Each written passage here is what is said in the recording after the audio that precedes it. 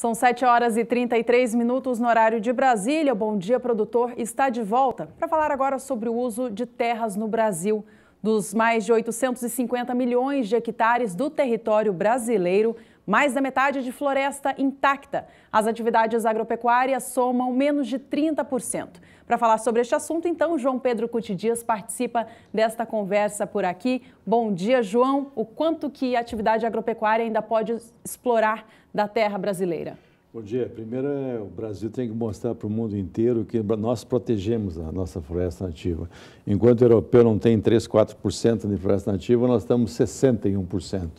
Ou seja, esse material que os nossos concorrentes lá fora falam mal do Brasil, ou que ONGs, que muitas vezes patrocinadas com interesses mais ou menos escusos, criticam o produtor rural brasileiro, são totalmente inverídicas. E se você olhar, você vê hoje um aumento da área de florestas nativas dentro das propriedades.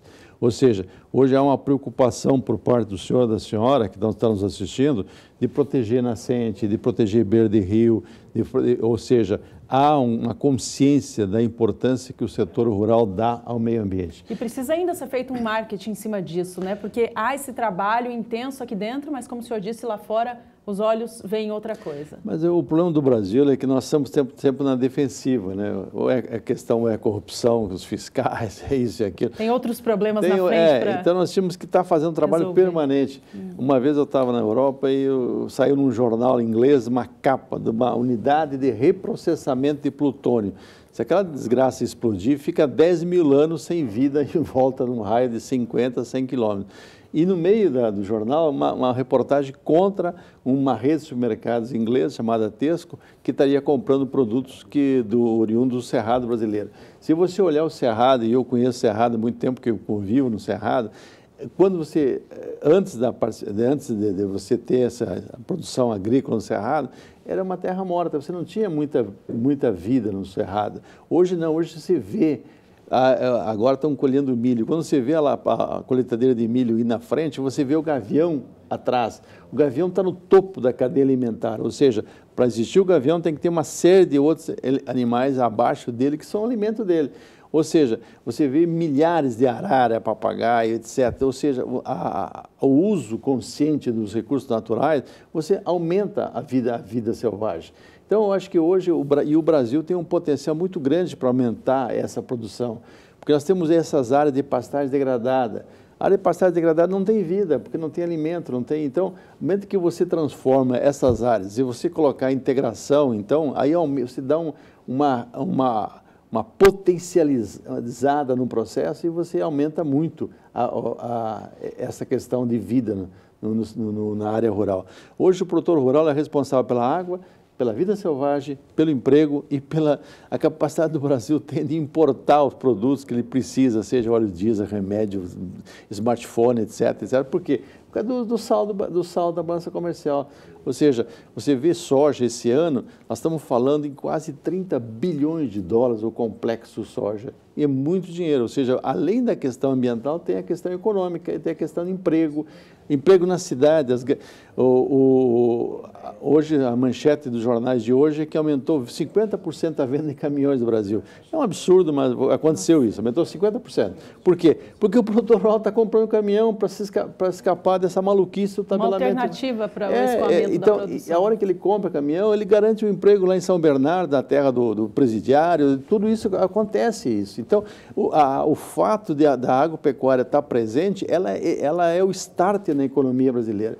Você vê no Centro-Oeste, no Brasil inteiro, mas especialmente no Centro-Oeste, cidades onde que você tem uma agropecuária forte, o Lucas do Rio Verde, Rondonópolis, o IDH, o Índice de Desenvolvimento Humano, é muito alto, ou seja, você tem escolas boas, tem posto de saúde, você tem uma série de coisas que, infelizmente, onde não tem uma agropecuária forte, você não tem a mesma coisa. O Censo Agro, feito pelo IBGE, divulgou há poucos dias, né, João, o mapa do Brasil, mostrando o quanto de área é utilizada pela lavoura e pela pecuária. A gente pode colocar na tela aí para o pessoal de casa acompanhar. Nós, em termos de lavoura, nós temos um pouco mais de 55 milhões de hectares de área ocupada pela produção de grãos. é nada para um país que tem 850 milhões de hectares. Ou seja, quanto ainda tem para crescer?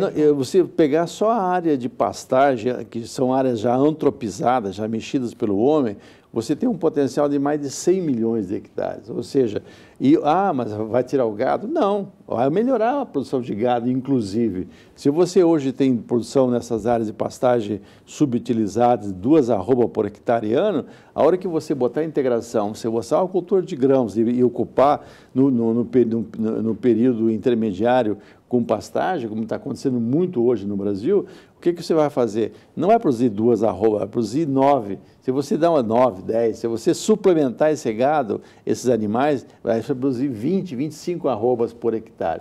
Ou seja, nós temos um potencial muito grande de transformar áreas que hoje são de baixa produtividade em áreas de excepcional produtividade. Então, nós temos mais de 111 milhões de hectares que são passíveis de sofrer um processo de modificação. Isso vai acontecer. Essa incorporação de ano após ano de alguma coisa por volta de 1,5 milhão, 2 milhões, dependendo do preço que tiver, do estímulo que tiver no mercado, na transformação, elas vão virar ou soja, vão virar cana, vão virar eucalipto. E os sistemas de integração entram nessa nova fase? O Brasil tem um compromisso, Juliana, com os demais países do mundo, à exceção dos Estados Unidos, que estão fora do acordo climático, de fazer 5 milhões de hectares de integração e recuperação de 15 milhões de hectares de pastagem. Ou seja, são muito grandes os compromissos do Brasil nessa área. Agora, só o produtor bancar isso que é complicado, porque há uma demanda de recurso muito grande para fazer esse trabalho. E aí teria que ter crédito na hora certa, com prazos coerentes, com tempo para que haja amortização dos investimentos, etc., porque muitas vezes, você tem que colocar 3, 4 mil reais por hectare para transformar uma área que está improdutiva numa área produtiva.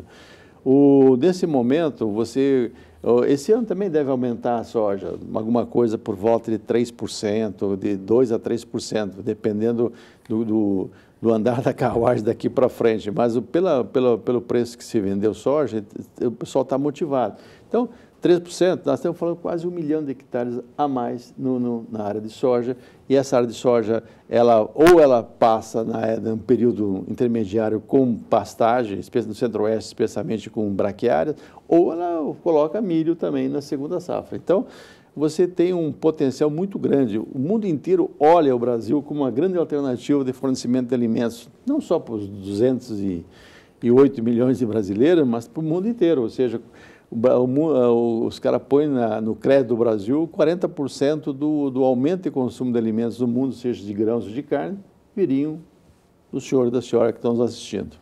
João, obrigado pela análise de hoje. Bom trabalho, você. Obrigada. Amanhã o senhor estará no Fórum da Pecuária Lucrativa, em São Paulo? Lá em Ribeirão Preto, né? Isso mesmo. Lá é uma oportunidade boa, porque nós vamos encontrar 600, 650 pecuaristas de todo o Brasil. Lá tem pessoal do Rio Grande do Sul ao Amapá. É importante porque a gente troca ideias, vê, escuta, expõe os nossos pensamentos, ou seja, é uma oportunidade ímpar de você conhecer essa realidade brasileira e passar para vocês que estão nos assistindo. Bom trabalho por lá, João. Obrigada pela vinda hoje.